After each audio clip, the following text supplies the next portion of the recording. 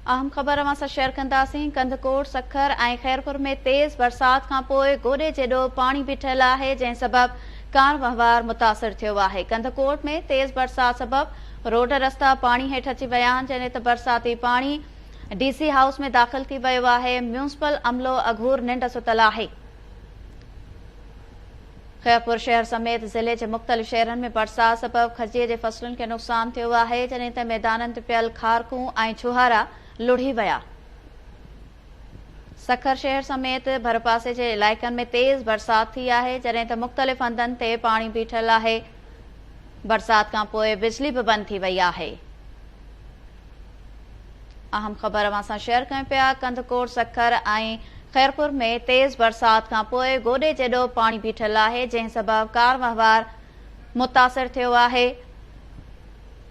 सखर खां KTN news reporter जान मोहम्मद महर लाइन ते मौजूद आहे।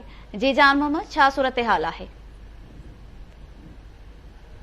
सखर शहर ऐं भरपासे जे इलाइक़नि में गुज़िरियल 1-1.5 कलाक खां जारी बरसात हिन वक़्तु घटिजी वई आहे, हल्की बरसात में तब्दील थी वई आहे। तेज़ हलंदड़ बरसात सबबि शहर जा अक्सर हेठां वारा इलाइक़ा पाणी हेठि अची विया आहिनि। पुराणो Sukkur, military road, site area वारो इलाइक़ो, घंटाघर वारो इलाइक़ो तक़रीबन 1 खां 1.5-2 फुटनि ताईं पाणी जमा थी वियो आहे। अवां खे ॿुधाईंदा हलूं त सखर शहर में गुज़िरियल कुझु ॾींहंनि खां वठी बरसाती सूरत हाल हुई। 2 ॾींहंनि जे वक़फ़े खां पोइ अॼु हिकु दफ़ो ॿीहर बरसात शुरू थी। तमामु तेज़ बरसात सबबि पाणी जमा थी वियो। हिन सखर में मौसम ॾाढी ख़ुशगवार थी वई आहे, पर बिजली बि बंदि आहे ऐं उन ख़ुशगवार मौसम में बिजली जे बंदिश जो रुखनो आहे, उन माण्हुनि जी जेका हिकिड़ी एंटरटेनमेंट वारी झलक हुई, उन में रुखनो विधो आहे। मौसम बहितर आहे, बिजली बंदि आहे, रोडनि ते पाणी बीठल आहे। काफ़ी माण्हू शहर में हिन वक़्तु ॿाहिरि निकितल आहिनि, पार्कनि में,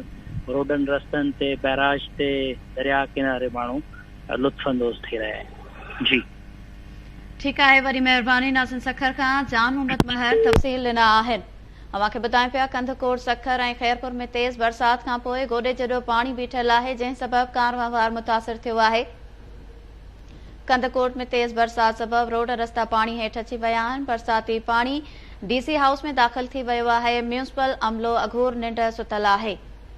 जॾहिं तव्हां खे ॿुधाईंदासीं त खैरपुर शहर समेत ज़िले जे मुख़्तलिफ़ शहरनि में बरसात सबबि खजीअ जे फसल खे नुक़सान पहुतो आहे।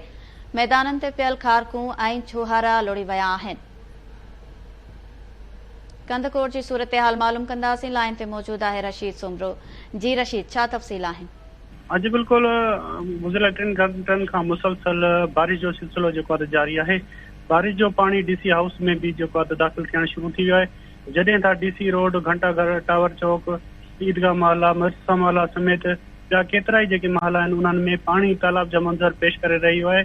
जॾहिं त ॿिए पासे जेके पाणी निकाल वारा खूह आहिनि, उहे अञा ताईं स्टार्ट न थी सघिया आहिनि, उहे बंदि आहिनि। ऐं बिजली जो जेको निज़ाम आहे, उहो बि गुज़िरियल 6 कलाकनि खां बिजली बि बंदि आहे, जंहिं सबबि जेके खूह आहिनि उहे बंदि आहिनि ऐं पाणी मुख़्तलिफ़ इलाइक़नि में जमा आहे। शहरी परेशान आहिनि। मुख़्तलिफ़ रोडनि ते जेके गाॾियूं, जेके मोटरसाइकिल सवार आहिनि, उन्हनि जूं गाॾियूं ते बीठी वियूं आहिनि। जॾहिं त म्यूनिसिपल अमरो किथे बि असांखे नज़र न पियो अचे पाणी निकाल करण जे लाइ। शहरियुनि इहो मुतालबो कयो आहे त फिलफोर नोटिस वठी कंदकोट शहर जो पाणी निकाल कयो वञे, ताकि असांजो जेके मुश्किलातूं आहिनि, परेशानियूं आहिनि, उहे कुझु घटि थी सघनि। जी वरी महिरबानी। नाज़िन कंदकोट खां रशीद सुमरो तफ़सील ॾिना आहिनि। अवां खे ॿुधायूं पिया त कंदकोट, सखर ऐं खैरपुर में तेज़ बरसात खां पोइ गोॾे जेॾो पाणी बीठल आहे, जंहिं सबबि कार वहिंवार मुतासिर थियो आहे। कंदकोट में तेज़ बरसात सबबि रोड रस्ता पाणी हेठि अची विया आहिनि, जंहिं ते बरसाती पाणी डीसी हाउस में दाख़िल थी वियो आहे। म्यूनिसिपल अमलो अघूर निंड सुतल आहे। खैरपुर शहर समेत ज़िले जे मुख़्तलिफ़ शहरनि में बरसात सबबि खजीअ जे फसल खे नुक़सान पहुतो आहे। मैदाननि ते पियल खारकूं ऐं छुहारा लुढ़ी विया आहिनि। सखर शहर समेत भरपासे जे इलाइक़नि में तेज़ बरसात थी आहे। मुख़्तलिफ़ हंधनि ते पाणी बीठल आहे, जॾहिं त बरसात खां पोइ बिजली बि बंदि थी वई आहे। रोड रस्ता पाणी हेठि अची विया आहिनि। शहरी सख़्तु परेशान आहिनि।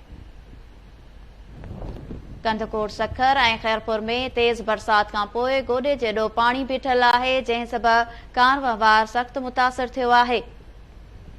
कंदकोट में तेज़ बरसात सबबि रोड रस्ता पाणी हेठि अची विया आहिनि। बरसाती पाणी डीसी हाउस में बि दाख़िल थी वियो आहे, जॾहिं त म्यूनिसिपल अमलो अघूर निंड सुतल आहे।